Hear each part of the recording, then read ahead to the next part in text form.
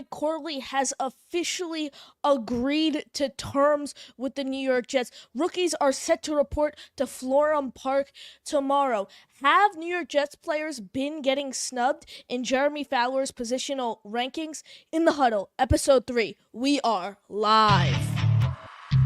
Jets, Jets, let's go. Jets wide receiver Wesley Walker. Wesley, how you doing today? ESPN writer Mr. Rich Cimini, Jets reporter for The Athletic, Mr. Zach Rosenblatt, Hall of Famer and Jets legend Mr. Marty Lyons. Your host, Connor Law.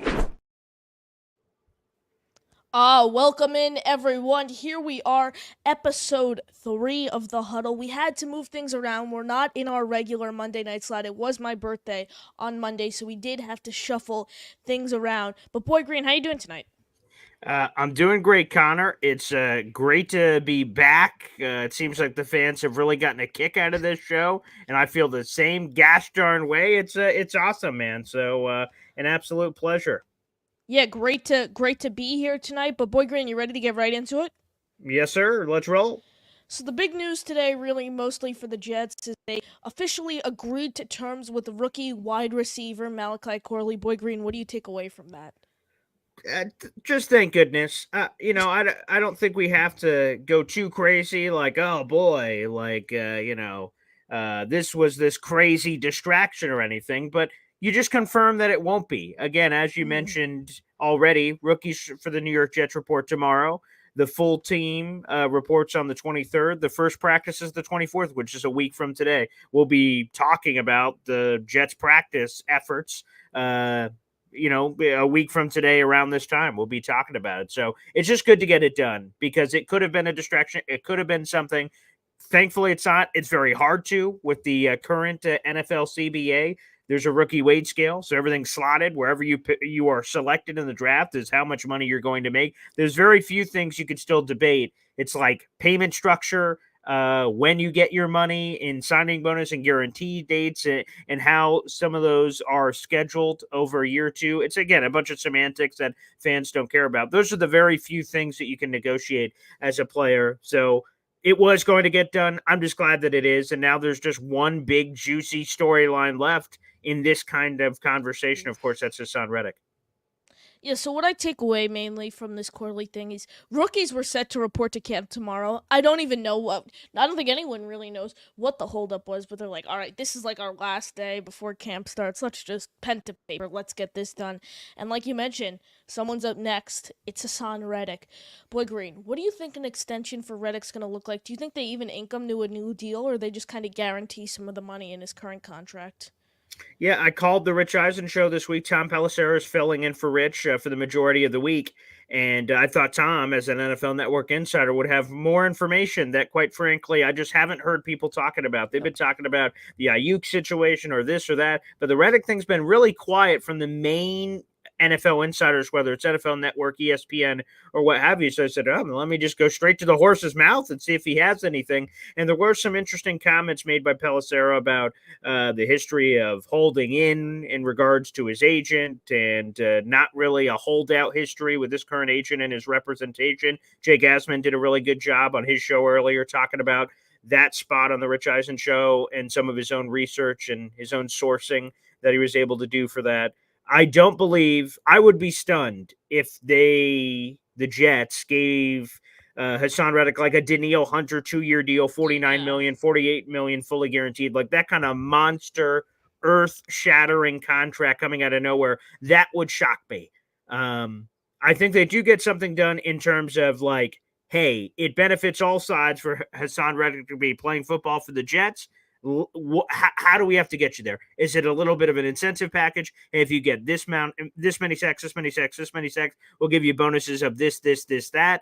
Do you splash in some team incentives? If we make the playoffs, you get this. Every playoff win, you get this. Tyron Smith has that built into his contract. If the Jets go all the way to winning the Super Bowl, he gets a nice, fat, juicy bonus. And he gets bonuses for each playoff win and things of that nature. So there's a lot of ways to build that in there. I think ultimately it will be a sweetener. I think something gets done. Yes. I don't think it's a crazy new deal, and I don't think it's just straight up, although the Jets, if they wanted to, could toe the line and say, hey, Hassan, you initially, which seems to be all the reporting, you said it was cool to run this contract back, and you changed your mind when you believed that leverage changed with JFM being traded and Bryce Huff obviously no longer being a part of the organization, and he changed his mind to try to benefit himself. So the Jets could toe the line and push it, but I don't think they do. I think ultimately it's in all parties' interest to have a sweetener deal, add some incentives, get his ass in camp.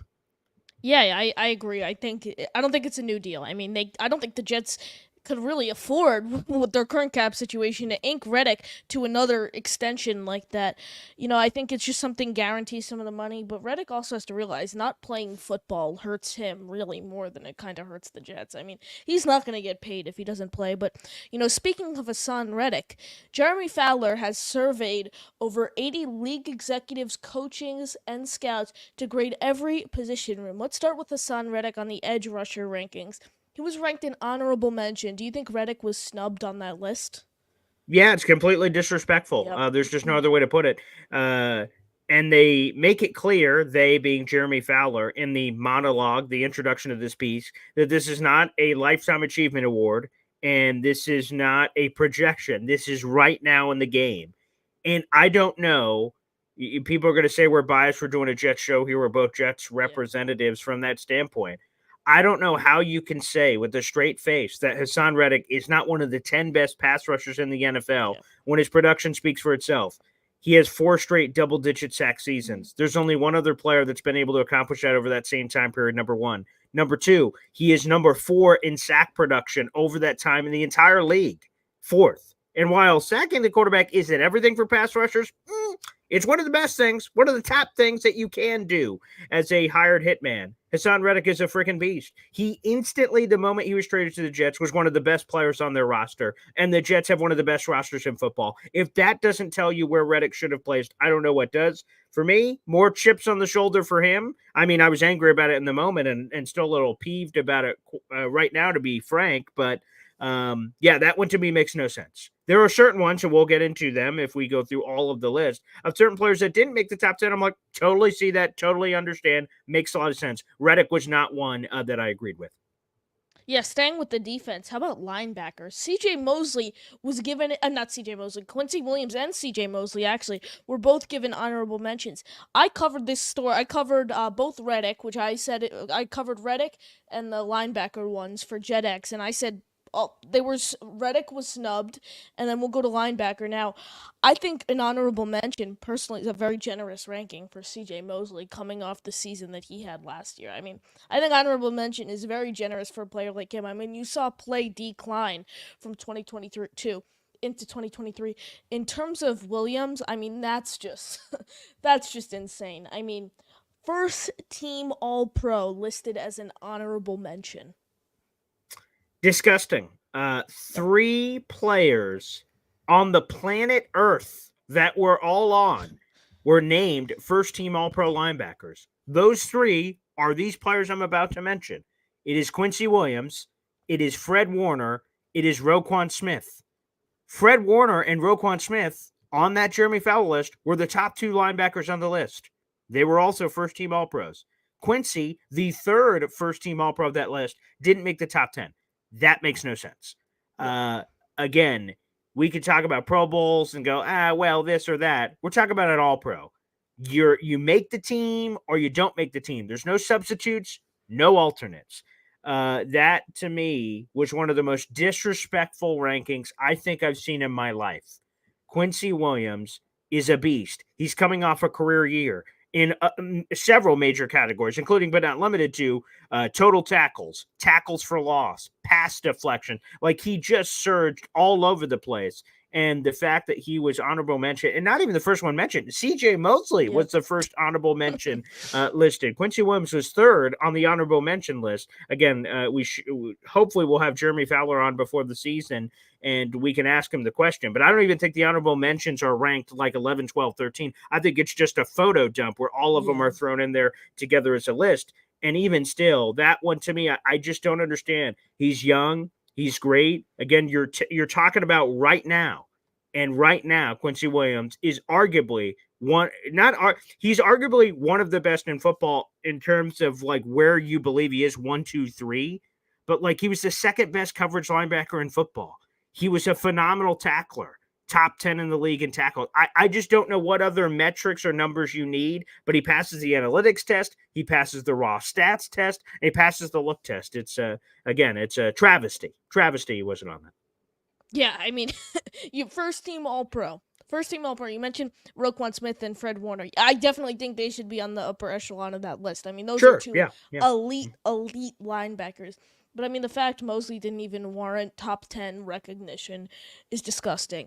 But, Boy Green, let's move over to the offense. We'll start with our signal caller. Aaron Rodgers was listed number 8 on the list. Take it away. Spectacular. If he is the 8th best quarterback, the Jets Oh, are winning yeah. the Super Bowl. And I saw RG3 went viral with that take too, but we had the same take. I reacted to that Aaron Rodgers one literally as soon as Jeremy Fowler posted. I'm like, perfect. It came out at 6:30 in the morning. I'm like, I got a show at 7:30. Can't wait to talk about it. And that was my take as well. So I saw RG3 said it too.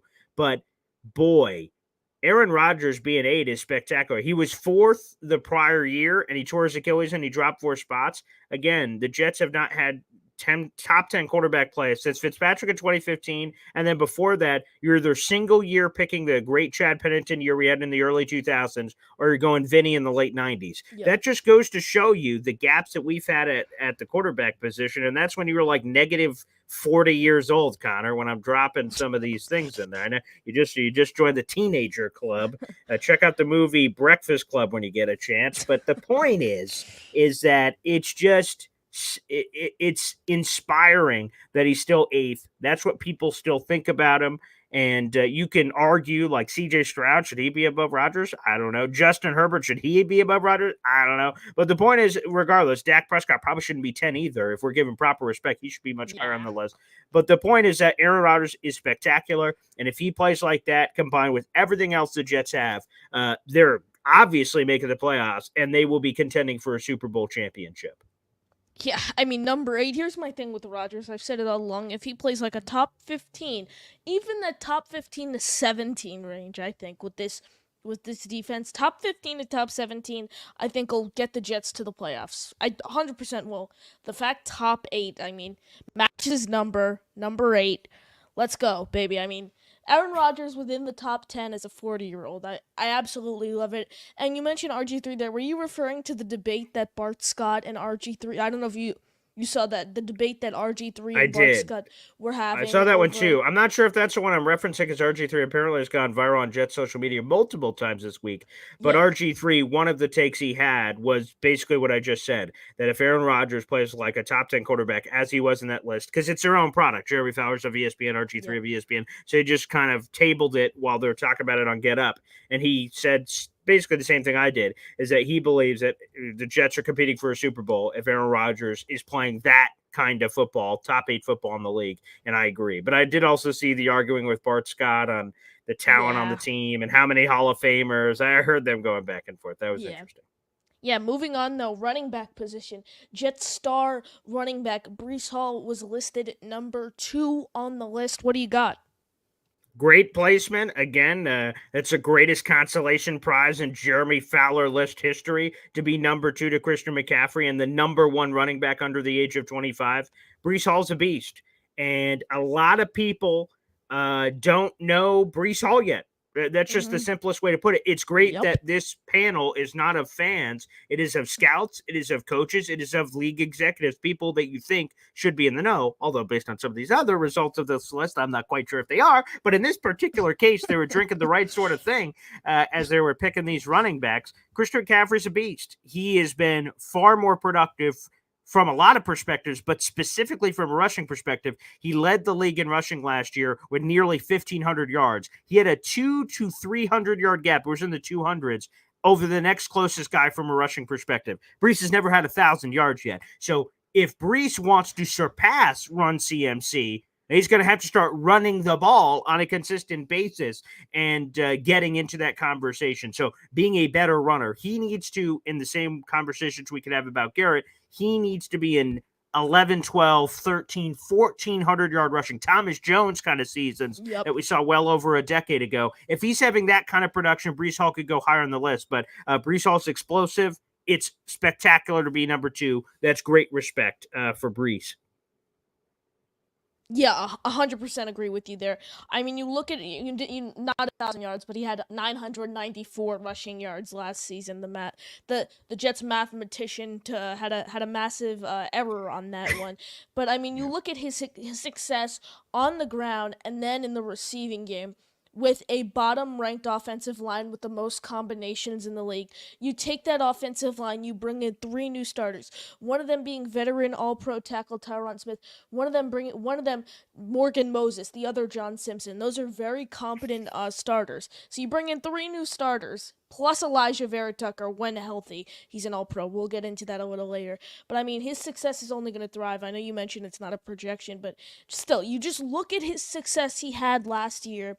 And then now you get Aaron Rodgers and 3 new starters on the offensive line. I mean, he's only going to go up from here. So I think, Brees is great for Brees Hall. But moving over to the interior offensive line rankings, Elijah Vera Tucker was not even listed as an honorable mention on that list. And personally, you know, I'm not gonna say it's a snub because he struggled to stay healthy, but I definitely think he could have earned himself an honorable mention. Yeah, he was on the honorable mention list the year prior, which is Yep. a fun little exercise to kind of compare and contrast as Mhm. they go year to year. He has missed 22 games over the last 2 years, Yep. so he has been MIA. AVT has not been able to be on the field. AVT has been on IR as we're doing all these acronyms and little short words. That's where he's been, quite frankly. You see the Key and Peele sketch. Ron, where are you? I'm asking, AVT, where are you? Those are the questions that I'm asking. And on the list, I was not looking for AVT. I did not think he deserved to be in the top 10. I don't think he deserved to be an honorable mention. I don't think he deserved in the others receiving votes category. It's time to let the rubber meet the road here. And AVT needs to stay healthy. And if he does, I think he can achieve all of these things of Pro Bowls, All Pros, and being on these wonderful Jeremy Fowler lists where you get rose petals thrown at your feet. But to me, the NFL is a results oriented business, and you can get away for a little bit of hype, the P word potential that people hate so much of what they can be or what they can possibly be. But it's about proof in the pudding. And I'll go back to a Tom Pelissero thing that he said on the Rich Eisen show. Let me ask you, Connor, are you a fan of the show The Bear on Hulu? Have you seen that? Is that the cooking show? Yes, that's a cooking show. I've heard of it. I haven't seen Okay. it. That's okay. The only thing that matters from that show is there's a thing in this latest season that came out, season 3. It's called the Non-Negotiables, and it's a cooking show, and they have their own restaurant and everything. And non-negotiables, like the things that have to happen. There's no debate that can happen. So Rich Eisen and the show did a cute thing of the non-negotiables for every team in the NFL, and they went through the AFC East this week. And Tom Pelissero's non-negotiable one thing for the Jets is they have to run the football. And I thought it was a fascinating thing to pluck, considering all the different storylines Yeah. for the New York Jets this season. And I hope they do, because first off, that gives Brees opportunities. That allows you to slow play Aaron Rodgers' return to the lineup and truly give it an all-in effort. So I do hope that's a great call out from Tom Pelissero on the non-negotiable, that they do need to have a basis. The foundation of this offensive house should be pounding the Brutus beefcake, where Brees Hall and some of these other backs that are on the team, Braylon Allen, Izzy, Isaiah Davis, whoever the hell, Tarico, and whoever the hell is going to be doing it beyond Brees too, is the commitment to the running game and being this run team that's going to punch you in the mouth. I just think that's important, which obviously feeds into the offensive line play as well that we were just talking about. Yeah, 100% agree. I don't think AVT, like we spoke about, deserves to be on that list. 22 or 21 games? 21 it was? It is 20, I believe it's 23 in his career, and I believe 23, it's okay. 22 over the last 2 seasons. Okay, so I was, 22 over the past 2 seasons. But moving on to the wide receiver position, Garrett Wilson listed as an honorable mention. What do you take away from that? You think he should be higher, or that's right where he deserves to be? I believe this is where we will disagree, Connor, as I perused a Jets X Factor article of yours earlier today that came across my timeline. Thank you. Again, There's a lot of really good receivers in the league, and you can pull up the list of Justin Jefferson, CeeDee Lambs, Tyreek Hill. So we could go through the whole thing on AFC, NFC, all those sides. There's a lot of really good receivers. I did not expect to see Justin Garrett Wilson in the top 10, although on NewYorkJets.com, they aggregate when people say nice things about the Jets. So, like, Garrett apparently appeared in a top 10 wide receiver ranking for CBS Sports earlier this offseason. I heard about it from the NewYorkJets.com, their official website. I said, oh, interesting. I said, and to myself, I went, ooh, kind of surprising. I did not think. Same thing I kind of saying, but in a different way because Garrett has been available his whole career, which is a thing we don't give enough credit for. 34 of 34 games Garrett Wilson's appeared in his first 2 years, and he's been banged up several times in the middle of games. He's never missed a game. So shout out to the NFL Iron Man that is Garrett Wilson. But he needs to prove it. And his numbers are good for Jets history. He's the first Jets receiver in team history that's ever had 1,000 yards in his first 2 years. Golf clap. That's pretty cool. That's great. And we've had actually a lot of really, really good receivers come through here, whether it be Don Maynard, Lavernius Coles, Jericho Cotchery, Al Toon, like Wesley Walker, a legend of this YouTube channel program. They've had a lot of really good receivers. But the fact of the matter is Garrett has not entered the elite conversation yet of kind of what I was saying about Brees, 12, 13, 14, 1,500 yards receiving, double-digit touchdowns. He's had 3 and 4 respectively through his first 2 years. No fault of his own, but it is what it is. People don't care about context. They care about numbers and putting them up and being able to do that consistently. And I believe that Garrett Wilson will collect his receipts next year. If he has a season we all believe he can with a healthy Aaron Rodgers, then he will be on every friggin' list and Madden video game covers and everything else that he wants, but he needs the production. Again, I repeat, it's results-oriented business. Him not being in the top 10, that did not surprise me. If he wouldn't have been an honorable mention, I probably would have looked at it sideways like, wow, people are really sleeping on this guy. But again, there's a lot of really good receivers in this league, so I am not surprised he was not in the top 10, and I would have been surprised if he was in the top 10. He needs to prove it on the field. Yeah, Boy Green, I don't believe we disagreed there, as I'm actually with you, and I stated that in my Jet X Factor article too. I same opinion basically. There are so many talented wide receivers, and I said I think there's a chance though next year that he goes out and breaks some records for receptions and reception yards. And Riv Kabord of Jet X Factor also said the same thing, which I did quote in my article. But last year, Wilson finished 13th in receptions, 22nd in receiving yards, and 54th in receiving touchdowns. None of those are in the top 10. So that just tells me that Garrett Wilson should not be in the top 10. But we're going to stay with wide receiver for now. You mentioned the Jets have had so many great receivers in Jets history. I actually put out a column with 3 honorable mentions ranking the top 5 receivers in Jets history. I want to know if you agree with me. For the honorable mentions, I put Keyshawn Johnson, Brandon Marshall, Jericho Cotchery. Top 5, I put Lavernius Coles at 5, Al Toon at 4, Corbett 3, Walker 2, Maynard 1. Wow. Okay. That's a very interesting list. Again, 2 of my favorite receivers were in the same era, and I love them. They're here in the 21st century. That is Lavernius Coles and Jericho Cotchery. I love those 2 guys, team legends. I will love them forever. Brandon Marshall, to your honorable mention point, had the greatest single season in Jets history, 109 catches, 1,502 yards, and 14 touchdowns, which are either number 1 records all to themselves, catches, yards, and touchdowns are tied because we've had, again, a lot of really good Jets receivers in history. And I know all those numbers off the top of my head because Brandon Marshall was so gosh darn spectacular there in 2015. But it was a short one. 2016 was a disaster, as was Jets season. I wish I could forget. So interesting, though. Okay, another honorable mention probably is Eric Decker. He had a flash, but he had some production that was certainly there. Run through your top 5 one more time. Lavernius Coles at 5. Okay. Yep. Who's Al Toon at 4. Yep. Wayne Corbett at 3. No, Wayne Corbett 3. Walker 2. Maynard 1.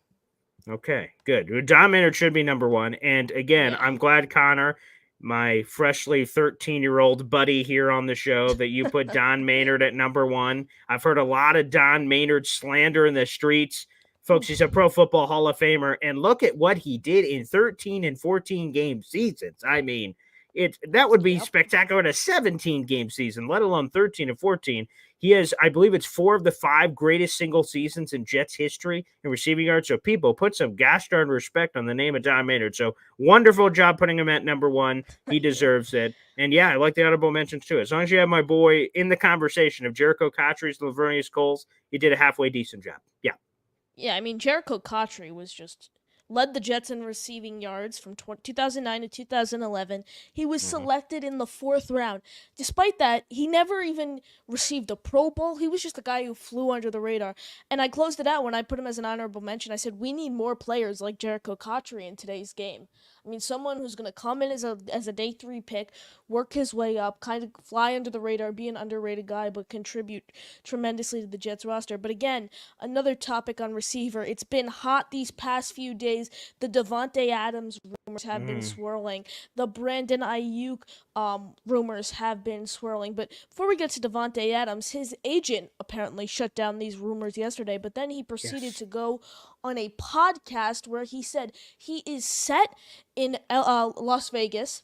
But if he was to reunite with anyone, he said he'd want to reunite with Rodgers. And, I know this clip was before the Raiders hired Antonio Pierce, who Adams has, been very vocal about and likes it. But have you seen the clip of Devontae Adams on the Receiver Show?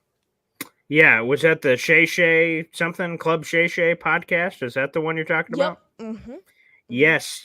I just saw that clip earlier today. And also another honorable mention, Santana Moss, Yeah, absolute freak, I see tip of the that one. cap. There we go, jetted out, damn straight. I didn't even see that comment on my side of the screen. I have to go to a different screen to see the comment, so I didn't even see that. But yes, we're on the same wavelength, jetted out. Santana Moss deserves to be on that list. And also, I just want to say this.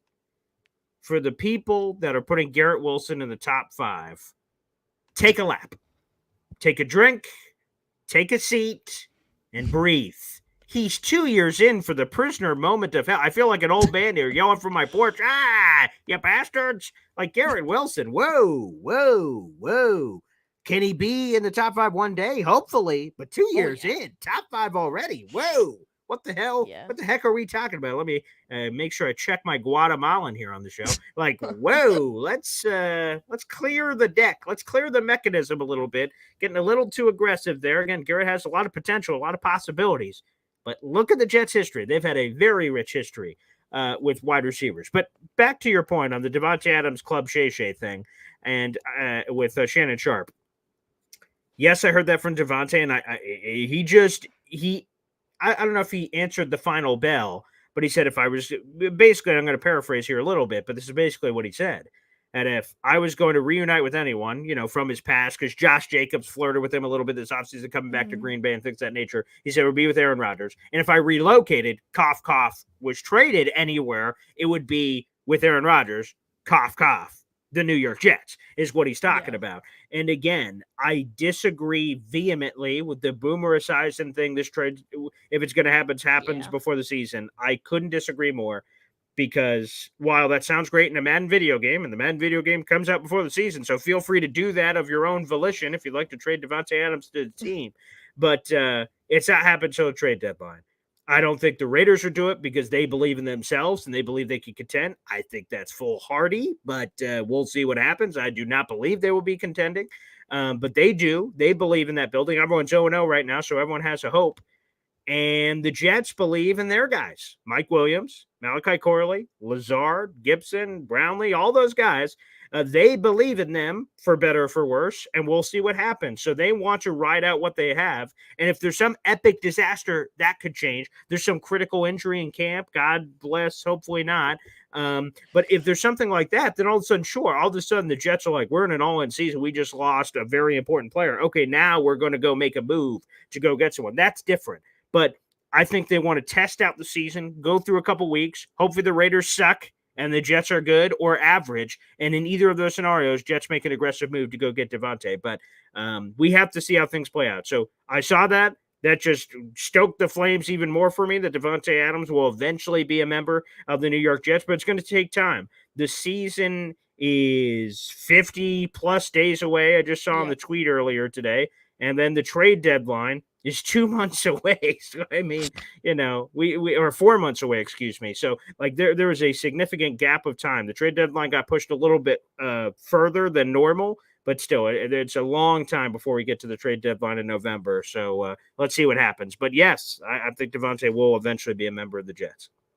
Yeah, you mentioned kind of waiting out to the deadline. I think if it was to happen, it would happen at that point.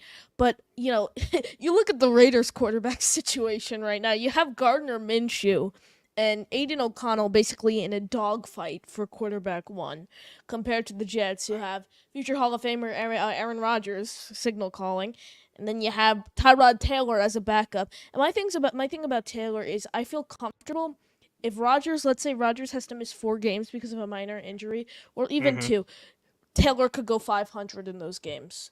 That's what I like a lot about Taylor. Like, he's not gonna dig us into such a deep hole if Rodgers has to miss a short amount of time. So that's what I like about the Jets quarterback room right now. But again, the other name who's been flying around, Brandon Ayuk, according to Mike Garafolo of NFL Network, Ayuk has officially requested out of the 49ers organization after an offseason long of contract talks and extension. He only has 1 year left on his rookie deal. And Dan Graziano, a senior NFL insider for ESPN, actually, I don't know if you saw this, but I did not. released the top landing spots for Ayuk, and he listed the Jets as one of them. So I put out Ooh. a news story on it for JetX. I'm wondering what your thoughts are on Ayuk. Do you think there's a chance that the Jets grab him? He was listed the 10th best wide receiver in the league on Jeremy Fowler's rankings.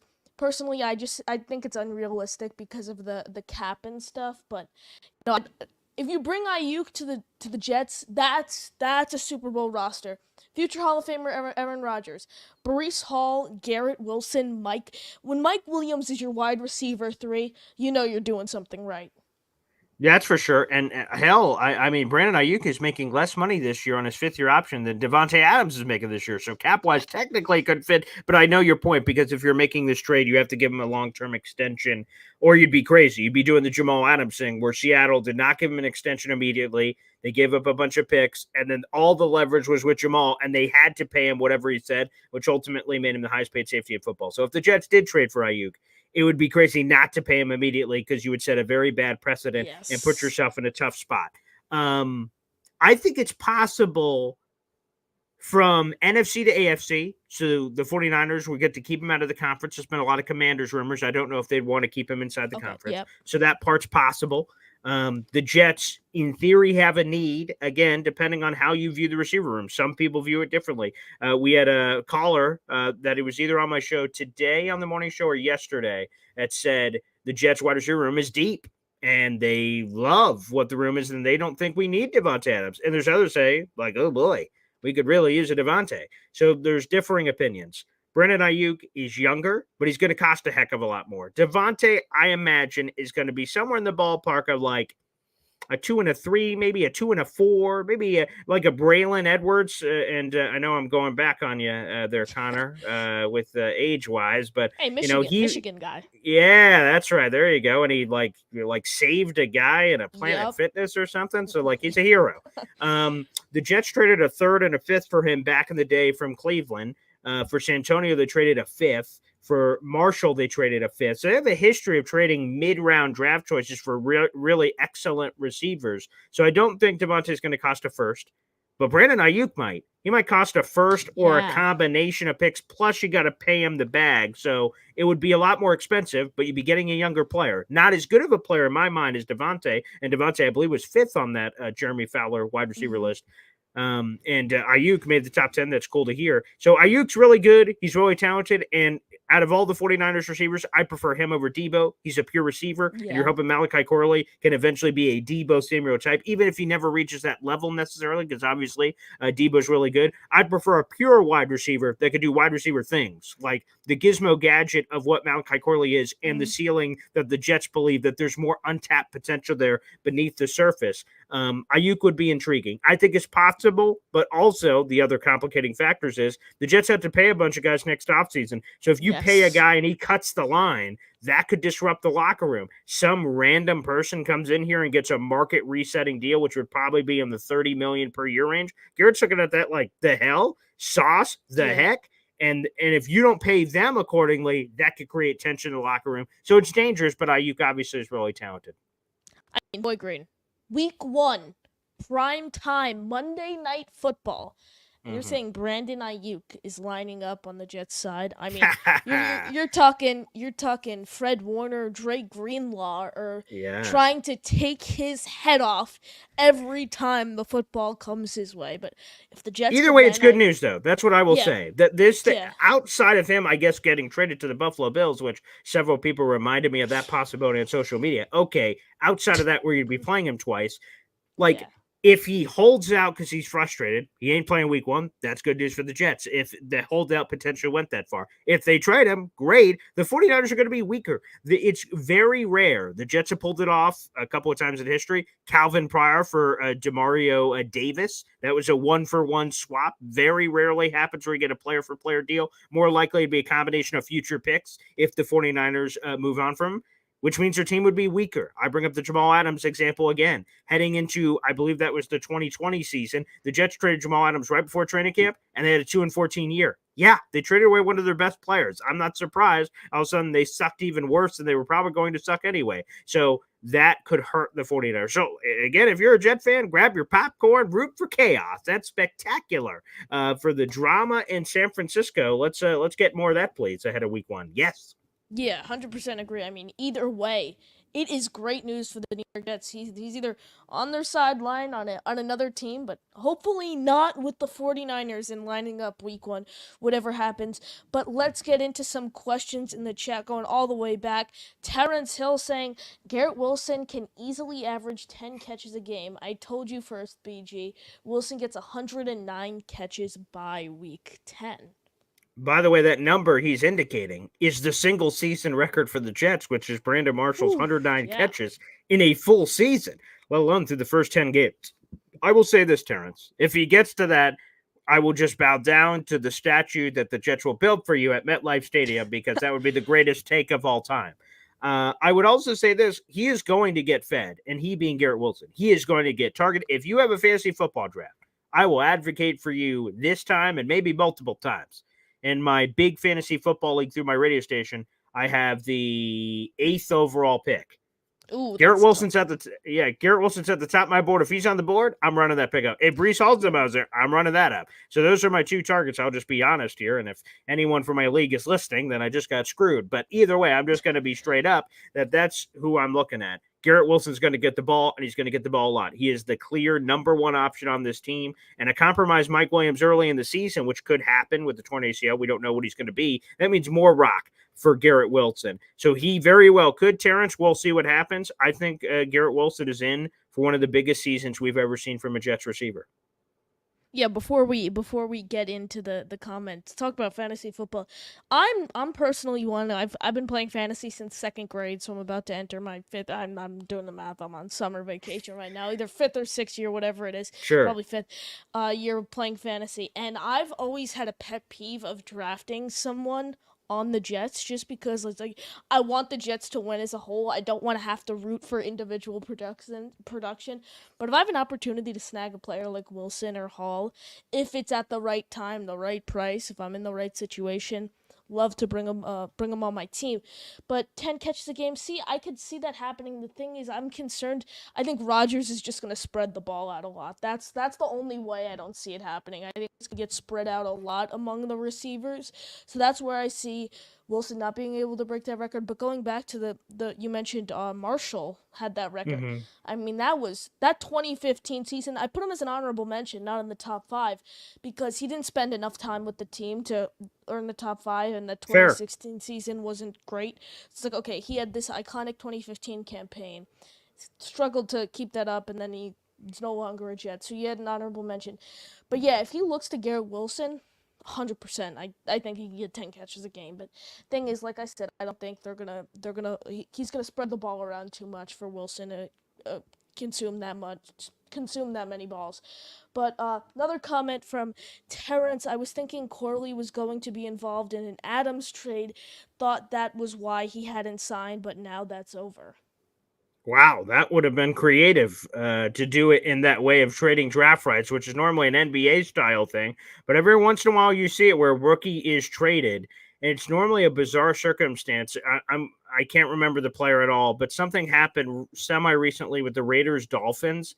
A rookie was just traded, and yes, 100% hit the like button and subscribe on both streams.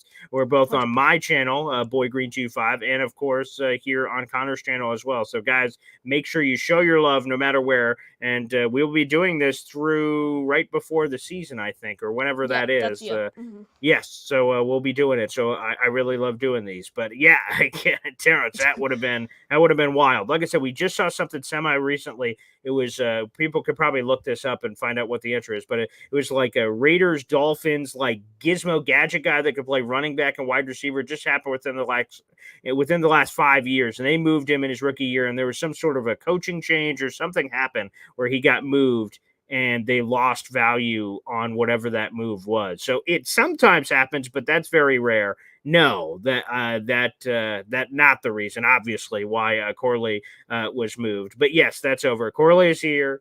It would take a very unique scenario for the Raiders to also be interested in Corley to make him Yeah. part of that deal, and thus.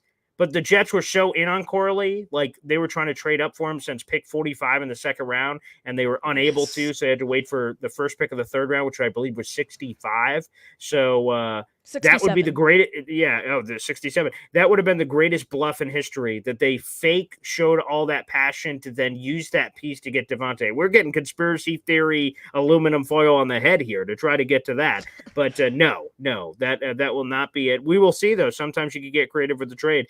When the Jets traded up from 17 to 5. Wait, when were you born again, Connor? 2011, July 2011. Okay, so this predates you. The Mark Sanchez trade in 2009, the Jets had the 17th overall pick, and they moved up to the 5th overall pick, and they didn't have to give up the normal value you would, making that sizable jump because the Jets included a lot of veteran players.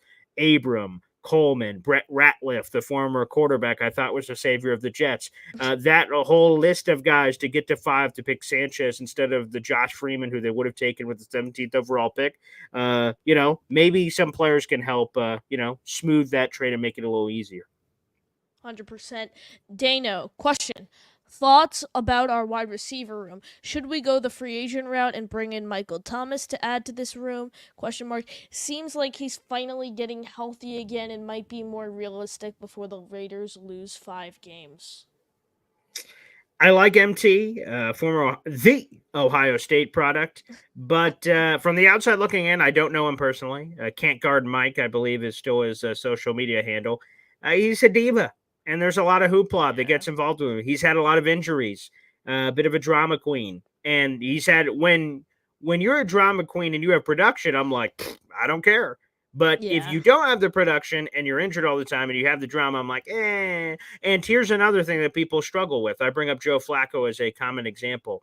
When he was replaced by Lamar Jackson, he took that very hard because Joe Flacco in his brain was saying, hey, I'm Super Bowl MVP Joe Flacco. Who the hell is this? I got plenty of game left. Yes. And he didn't adjust his mentality to say, okay, I'm no longer a starter. I'm a backup. So it's a tough transition. For some players, it's not. For some players, it is. Michael Thomas is not the Pro Bowl All-Star he used to be. So to come into a situation like the Jets or anywhere else, because again, he had been with the Saints his entire career, that's going to be an adjustment. Some players can make it, some players can't. He may never play another down. I don't know what's going to happen to Michael Thomas, but that's a big thing for players is going from superstar starter to where they were, to being backup and fighting for their roster spot, which would be what Michael Thomas would be doing with the Jets.